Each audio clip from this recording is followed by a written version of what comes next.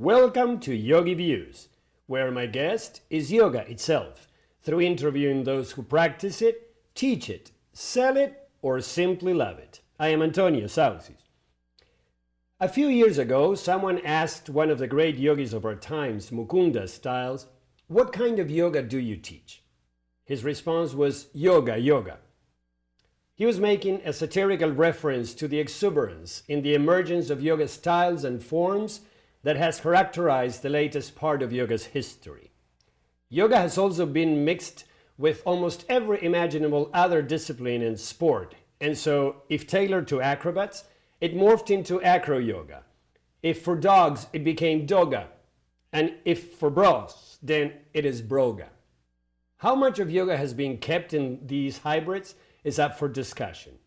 And the answer of whether the teachers that came up with them are or not representing the fullness of yoga is at times surprisingly positive and other times profoundly deceiving. I could say that my guest today holds the best of both aspects of modern yoga. He is deeply rooted in tradition and at the same time a creative innovator, a serious yogi, and a playful explorer of the new ways in which yoga is penetrating our culture. His name is David Moreno. Welcome, David. Thank you. David Moreno began practicing yoga in the late 70s, learning from the Iyengar Ashtanga styles of yoga before studying the Anusara and Bihar methods. He continues his studies in Ayurveda and Tantra, delving deeper into the primordial tantric roots of the yogic tradition. He teaches at international conferences, festivals, universities, retreats, and teacher training programs worldwide. He has worked privately with clients in the fashion and entertainment industries and has trained world-class athletes, including the coach of the 2004-2008 Olympics US men's swim team. He is the producer and creator of yoga DVDs and electronic books apps. David is also a certified Pilates instructor and a dance critic. When not traveling, David teaches in the San Francisco Bay Area. Yoga was practiced by men for over 6,000 years. And in fact, women were either not allowed or restricted in yoga practice and much less in teaching yoga. And since spreading in the West, you hardly see any men in a class. It's mostly practiced by women. Is our world getting to be more feminine? Are we all changing? What is it saying about our world? Why are women? I actually think it's saying just the contrary, that because the majority of practices that a majority of women are doing are very Vira, very warrior, very fire-oriented. So it's almost like the woman is taking on the masculine within those practices. Perfect example of this, I know several yoginis who either through Ashtanga or Bikram's practice, very dedicated, long-time students, they go to have a baby, right? They have the longest labors of anyone that I've ever seen. They go on and on and on and on. And I personally think that it's because they're used to holding energy up in a particular way. And it's the different vayu, right? And so the apana vayu, the movement downward, is being restricted by bandhas and just that, heat and everything moving up. So they're not having the kinds of enduring practices that are going to help with childbirth in that sense. Of course they do have healthy babies, but it's just like the process is, and I've seen it on just a number of times where I would not just make that up with one case, but I've seen it. And so in that sense, it's like, we're missing, you're talking about feminine, we're missing some of that what are the feminine aspects, especially in terms of movement of energy. There's something that has to be released downward. There has to be that letting go and that surrendering and that movement outward for a child to be born, right? And in fact, when we're doing instead rigorous practices that are building strength and vitality, but definitely building and moving prana vayu, which is upward movement, there's a contrast there, and it's very contrary as well. So in a way, perhaps it's following the tendency that had started some decades ago, where women somehow rebelling against differences in society and in the way they were being treated, they started to emphasize we are the same, we are equal men, and maybe as they became career-oriented individuals and they are not having so many kids, and we see a lot of women without kids more and more, then maybe also they adapted yoga and the fiery aspect, the strong aspect, because of the empowering aspects of yoga. Now, why had men stayed away? Oh, those guys. Yeah, why?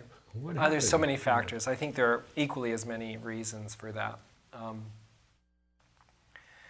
think part of it is how yoga came to America, and the spiritual teachers that brought yoga, and it was much more mystical and attracted more of a spiritual, metaphysical group. And a lot of those people were women. I think women do have a sort of a more of a curiosity or less fear about exploring things that are a little bit unknown. So I think it's historic on one level. I think on another level, men have been the ones who are out there doing sports early on of some kind. And we often pick the sport that we're going to do based on our capacity. And if I'm built like a football player, I'm going to play football. If you're skinny like me, you swim, and that's what I did. And you kind of pick your track and you do it. And so men were already used to establishing some kind of sport, whatever that was. It could be hiking for all I care. But just, there was that natural support for men to do that. Find a sport. And so on one level, we were used to picking something that we felt like we had a chance at accomplishing, right? There's no way I'm going to go out and be a football player. It would never even cross my mind. I did play football, but it wasn't like, with any great enthusiasm. So we already had our sport in place. So then to add yoga, is like one more thing that we're going to add into our physical life. We've already got these things going on. We're already working. We're already doing this. We're already having a family. We already have time to go play football or go swimming or ride our bikes or whatever we do. So we already have that time set aside. And now we're introducing something else. Now we're introducing yoga. Whereas when you think back, up until about the 80s when aerobics started to happen, there weren't a lot of things that women did. Tennis, dancing, Perhaps golf. Golf for that class, yeah. So I think they had more space to take on something new in that sense, and something that fed them in a particular way and also challenged them, motivated them a little bit more. I remember taking early classes. It was most of the classes were geared more for housewives, and I say housewives at that period of time, which had been the 70s, 80s, and the classes were fairly gentle, and so if you wanted something more, it was like, what are we doing now, So I think there's just many reasons why men have stayed away. I think not until some of the more rigorous practices came into our culture and they found, this is challenging. There's something here. Then it became a little bit more intriguing because there was some rung that they could grab for that was, beyond just meditating or doing something too touchy-feely like. Now you have a lot of activities geared towards men. You take men to retreats and you have special classes. And what does yoga have for the male mentality? Wow. Well, always, again, the opposite of what we think. When I first started teaching men's groups and stuff, it was like, let's do warrior, let's be men, let's do warrior stuff. This is what we're already doing anyway. So what does yoga offer men specifically, I really think more and more it offers us a connection to deep intimacy, which men are notorious for not being the first thing out the door for them, or feeling. We talk about feeling more, that men need to feel more, experience more intimacy. That goes into not just out to somebody else, but with ourselves. How do we feel what we're doing? How do we go into our subtle body? How do we have an experience of feeling what each of these poses are offering us? How do we become more sensitive to notice that that pose made me feel like this, and this pose makes me feel like that, and this pose is taking me over here, and then start to understand that at an energetic place, because that's what it is, right? It's just energy moving in different ways, and opening and closing, and sensation and pulsation, all these different things going on. So I think it really offers us that sort of part of us that we're not that familiar with, that we're not that educated in. Women clearly can do that much more effortlessly. Mm-hmm. It's just, there's no big news there, Mm-hmm. And of course you can override all that. And this is again what I try to bring up in my teaching is like, okay, how did this pose become different than the last pose? What about it? Where did you feel this? Other than we did this and we did this and this, what was the difference between that and this? And I think you can override that really easily. You can do really intense practice and just plow your way through it and be done and drink your bottle of water and go home, And that'll keep just everything in place, including the stress and tension that you came in with, even though you'll feel momentarily relieved. Mm. And we go back to the thing about dehydrating too. It's like, a cigarette feels really good for people that smoke. And sweating and doing a practice that, opens you up, that feels really good too. But what are the long-term consequences is something we need to, be always concerned about.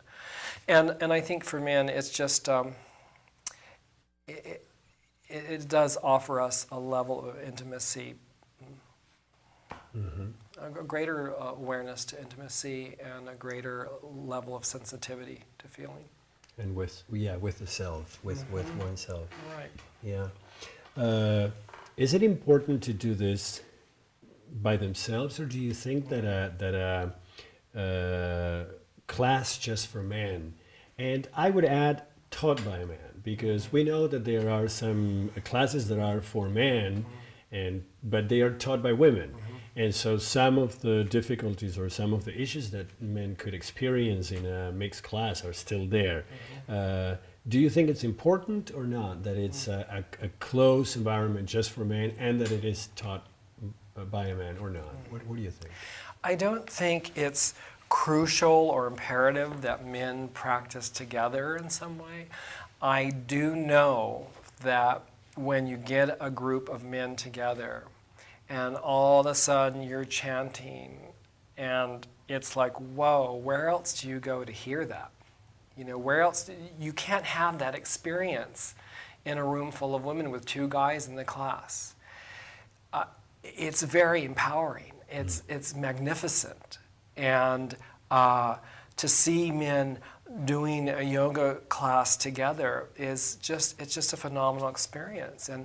And even those that had issue about coming into it were like, wow, that was really, that was really interesting, or I really got something different from that. For some, it's less distraction, Yeah. For others, it's just good eye candy, It just depends why they're there. But, they do get something, and it's just a different experience. And for me, it's always because I can't imagine what it'd be like if I learned yoga directly from my grandfather or my father or an older brother that I never had, but just what that would be like. Because for eons, this is how it was done. Yoga was taught through family lines. You didn't go to a yoga studio, you went to your uncle. He's the yoga guy, go talk to your uncle. Your uncle taught you yoga. So then you have relationship, you have connection there. And I don't, I think for men, that kind of relating is always also challenging for us, to really feel safe around another man, to really feel at ease with another man. That's a big deal.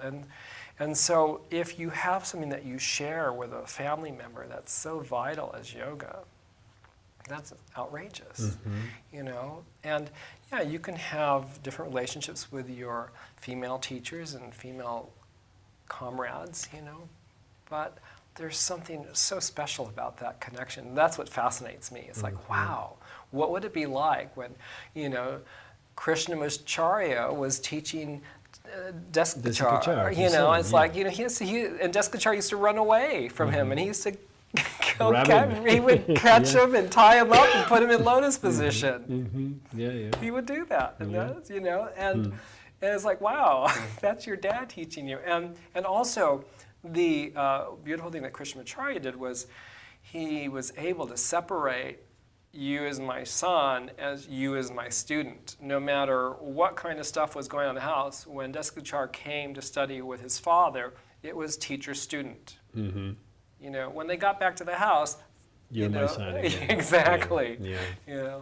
So I think that kind of relating with another man around a spiritual-based practice is a phenomenal thing. And that's what interests me about leading groups for men or teaching classes for men or retreats, is to have that kind of openness. And the first couple hours are always like, even if everybody's really friendly, it's always still so uptight, because it's like we're just not used to it, really, honestly, without alcohol, without drugs, just hanging out and not competing. And I would say especially in the United States, because here men are there is some belief in the culture that the more macho, the more manly you are, the more alone you do things, and you just show up the end result and not the process. And in other cultures, as we know, it's different. It's so very different. Maybe when you teach in other places, you can see as well the difference. Yeah, I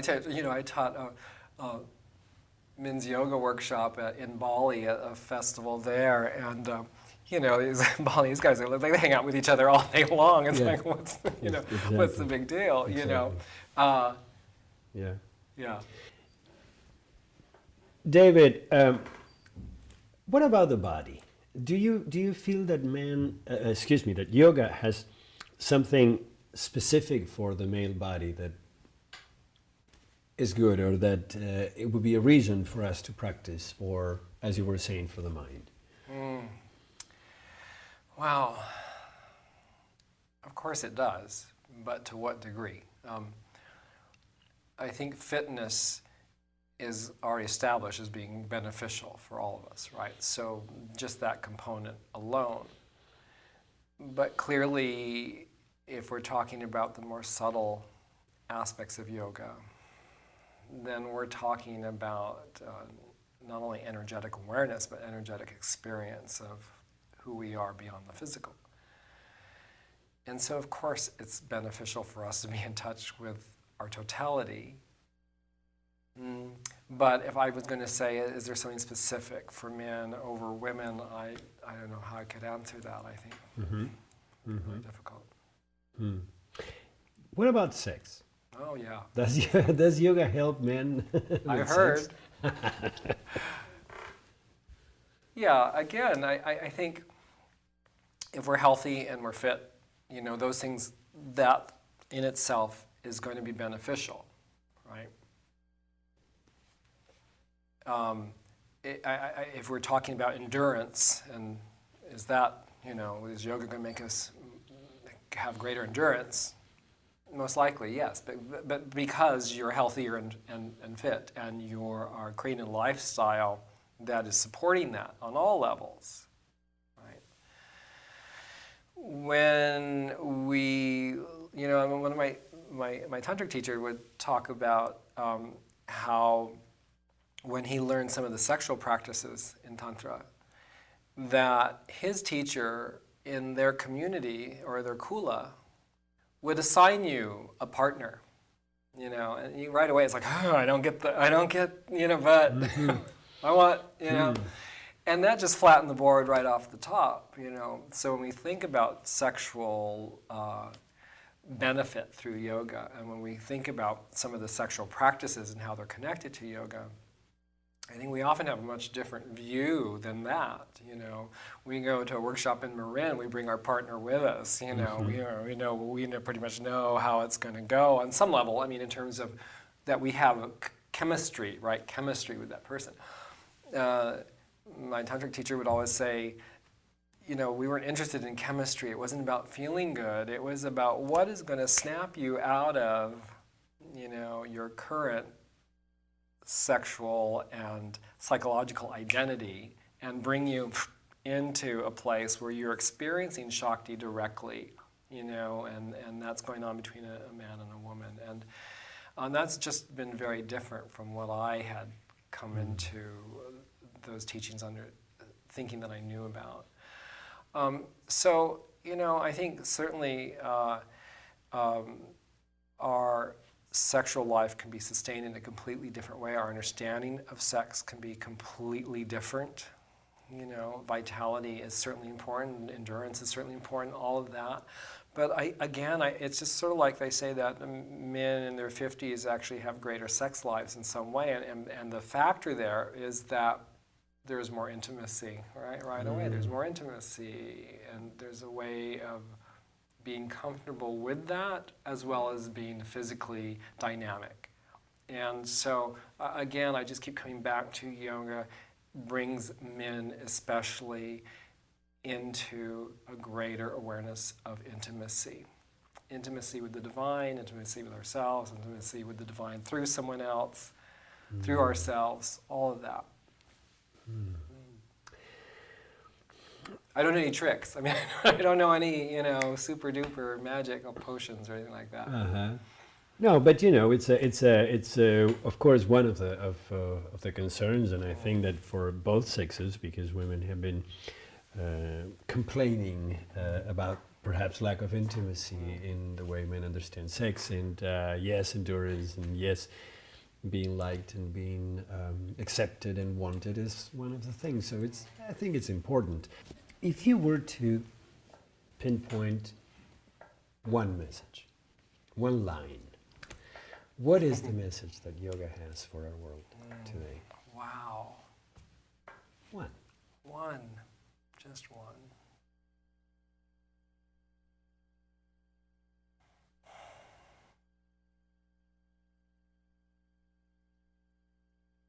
It's tough. I mean, it has so many.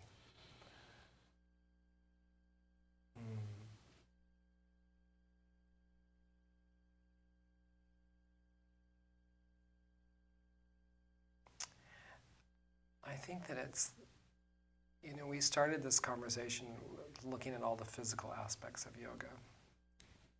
And it's so funny because we spend so much time there on all levels. And ultimately, the physical aspect is to show us that we're not just a physical being, right? So I think ultimately, yoga is like whispering to us that we are more than our physical body, that we are truly connected to the whole universe. And again, that's not platitude, but a direct experience when the stresses are down and the integration happens. And this is why people have been known to go crazy after certain states of enlightenment, because they opened up all the windows and then they didn't come back and integrate, right? So integration is essential, and part of that integration is really understanding that this too shall pass, right? The trends of yoga will pass, we will pass, all that's in motion. And so the more we can disidentify, but not like in the ancient sense or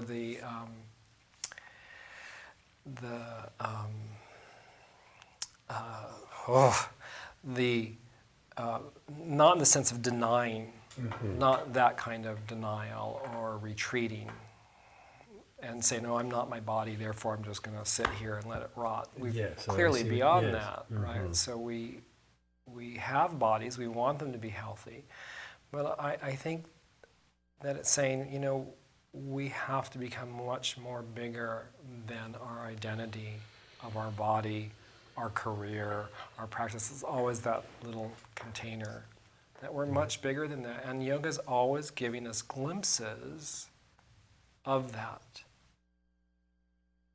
if we're open to connecting or touching with that, you know. And what a better time than to start getting that glimpse now. Because well, David, if people want to get in touch with you, if they want to catch you somewhere in the world, other than just thinking of just think of me, what right? do they do? Everything's on the website, you know, that's the commercial Yogi in me, everything's on the website. So please visit me there, and they can, moreyoga.com, and that's MORYOGA. If you put the E in, you go to drop the E, because you'll go to a prop house or something. Okay. I thank you.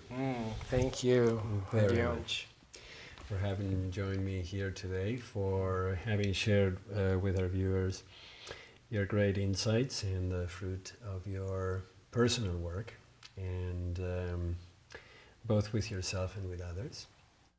Thank you for bringing back the integrative aspects of yoga and the spirituality, and for reminding us that it's not just the body will pass, and there's so much more to us than the body. So thank you. Thank you, it's been a pleasure. And I hope to have you again sometime. Thank you. Thank you. David Moreno began practicing yoga in the late 70s, learning the Iyengar and Ashtanga styles of yoga, before studying the Anusara and the Bihar methods. He continues his studies in Ayurveda and Tantra, delving deeper into the primordial tantric roots of the yogic tradition. He teaches at international conferences, festivals, universities, retreats, and teacher trainings programs worldwide. He has worked privately with clients in the fashion and entertainment industries, and has trained world-class athletes, including the coach of the 2004-2008 Olympic U.S. men's swim team. He is the producer and creator of yoga DVDs and electronic book apps. David is also a certified Pilates instructor and dance critic. When he's not traveling, he teaches in the San Francisco Bay Area. I hope you enjoyed our show today, and if you want to let me know, shoot me an email at antonio@yogiviews.com, and I hope to see you the next time.